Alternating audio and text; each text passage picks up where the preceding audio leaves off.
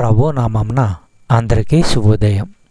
ఈరోజు దేవుని వాగ్దానము ఏమనగా, సామెతల గ్రంథము 15వ అధ్యాయము 33వ వచనము. యెహోవా యందు భయభక్తులు కలిగియుండుట జ్ఞానాభ్యాసమునకు సాధనము, ఘనతకు ముందు వినయముండును. సహోదరి సహోదరులారా, జ్ఞానము నేర్చుకునే దారి వేరే మరేదీ లేదు. అందువల్లే దేవుణ్ణి నమ్మిన వాడికి, దుర్మార్గుడికి ఎంత విద్య, ఎంత మేధస్సు ఉన్నప్పటికీ జ్ఞానము ఏనాటికి కలుగదు. లోకాసు వార్త 14వ అధ్యాయము 11వ వచనము మనము పరిశీలించినట్లయితే, తన్ను తాను హెచ్చించుకొను ప్రతివాడును తగ్గింపబడును, తన్ను తాను తగ్గించుకొనువాడు హెచ్చింపబడునని చెప్పెను.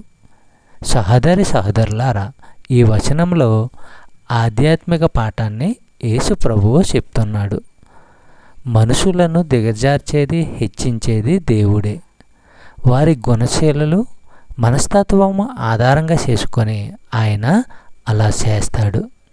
చెప్పబడిన వాగ్దానము దేవుడు దీవించి ఆశీర్వదించును గాక. ఆమేన్.